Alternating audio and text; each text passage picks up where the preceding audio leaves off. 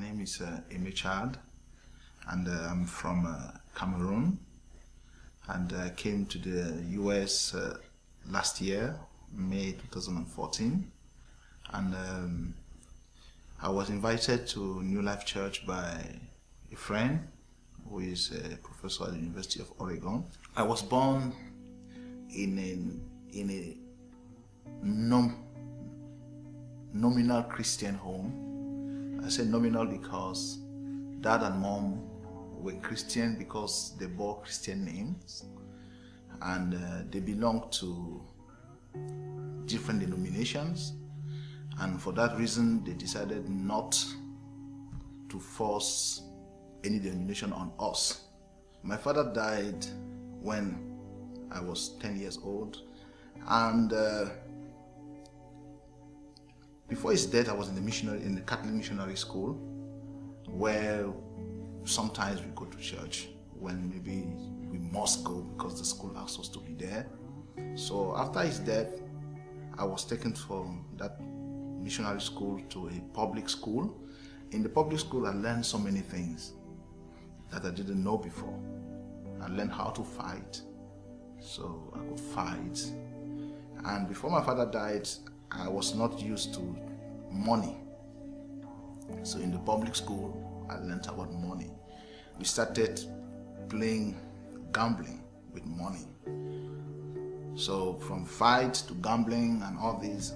And one thing that happened is that when I was in my high school, we were introduced to philosophy, and I believe, like many of my peers, that there was no God, that God doesn't exist. And in our house there's a church that rents a part of our house. And what we used to do is every day when they are in fellowship, we will come out, throw stones on the roof, and they will not be bothered. We will enter into the church. If people are clapping, we will not clap. When they finish clapping, we will clap, just to distract them. But these people were so unique because despite all this we do, they always show us love. They always speak to us very calmly. And later on, I did personal research and I discovered that most of the people that said there was no God, most of the philosophers that said there was no God, I read about their lives. I discovered that towards the tail end of their lives, they call on God. They will call either a priest to come and pray with them or so. Then I started asking myself, why are they doing this? Then I discovered that there is God. I started reading books on religions, so many religions. I read so many books, and not only religions, even on some secret societies I read. And so most of my friends that came to my room joined some cults because they read the books in my room. In the early 90s, someone introduced me to nightclub. So I went to he took me to the nightclub the first day, and 3 weeks later, I became the manager of that nightclub. So for 10 years of my life, more than 10 years of my life, I worked in nightclubs, hotels, and when you say you work in nightclub, prostitution, you can't say you are not part of it, because we used to go to neighboring cities to bring girls so that the men that come to our nightclub will have the girls to go with them. And in the process, we go with those girls. And as I progressed in the nightclub and hotel management, I also introduced to a higher level of gambling. So when, as a child, we were gambling just with coins, was not this. But as I grow in that field, I started playing gambling to the higher level. And it became very bad when I became like addicted to it. And anytime I hold money in my hands, it doesn't matter whose money it is, I will go and gamble. If I didn't go to prison, it's because I believe there was a hand somewhere that was stopping me to go to prison, because at every single step, I'm almost going, but I would like somehow come out of it, because anytime I have money, I have to play. Life goes on, gambling, women, and I became tired. After over 10 years, I discovered that my life, I have nothing in my life. Money, I have no money. House, I have no house. I have nothing. And I have no peace. Then finally, at a point, I got a job out of nightclub and hotels. I became a marketing manager in a company that deals with soap. I thought, I'm out. For me, I was like, now I'm out of it. But the things I learned in the nightclub are still in me. So in that place, I continued to play gambling, even with the money of the company. At the point, I was so scared for my life.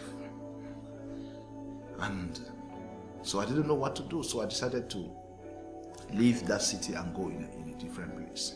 There, throughout my life up to that point, I have never taken a single dose of alcohol. I started drinking. I joined friends. We drank every day. Every day, there was no day I was not drunk. Then later from that place, I decided to leave the country. I traveled out. I went to Spain. While in Spain, I thought, okay, while in Spain, at least I will be far from my friends, I will be far from everything, and I will have a new life. But unfortunately, people I met there were worse than those I left behind. A day we were apprehended while coming back from one of the nightclubs. I was with some other Africans from different countries. Then they had no papers with them, and I had no paper too. So I was deported, and they deported me to Morocco. I was like, now, how will I get back? I was tired. I said, let me go back home. And I didn't know how to get home. So I said, okay, now from Morocco to Cameroon, all the way leading to Cameroon, people that are around that place are all Muslims. So I decided to join Islam. So I find myself my way into Nigeria. In Nigeria, I was member of an Islamic sect that has a connection with Pakistan, where people used to go and everything. And one of the purposes is to Islamize people. And I travel across Nigeria, preaching Islam to people. And I was living in abject poverty. I was living in a room where I could not sleep with my height. I could not sleep with my straight, but we were 5 in that room. And the house I live has no bathroom. So it was, and in Nigeria, there's no public water in that place. So if you have to take a shower, you need to go in a public shower place and pay. I had no money to pay. But despite all this suffering, I was so proud to be a Muslim. We eat barely, not because there's no plate, nothing in that room and everything. So I was there and I was attending Quranic school, learning how to read the Quran, how to read the other Islamic books and everything. And in a place I used to go to spend some times, I was the imam in that place. I was the one leading the prayers in that place. Then in 2004, I had a dream. In that dream, I saw Muslims and Christians fighting. And I went, it was, in that part of Nigeria, it is common to see people slaughtering themselves, especially Muslims slaughtering Christians. So I came and I stopped them in the dream. I said, no, stop fighting. Why do you fight? So it scared me. In the morning, I went to the place where I used to be the imam, one of the imams that did the prayers. And I told the Christians there and everybody, I said, please, you guys should pray for peace. 2 weeks later, I came back to the place and someone asked me, because I told the person, I said, when you go to church, tell your pastors to pray for peace.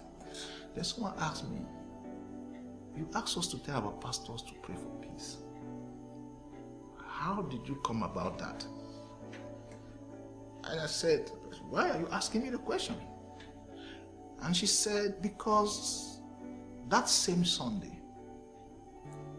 our pastor preached about a vision like that, and we prayed, so that all our preaching and the prayer were just what you told us. I was shocked. So I decided not to go to that church.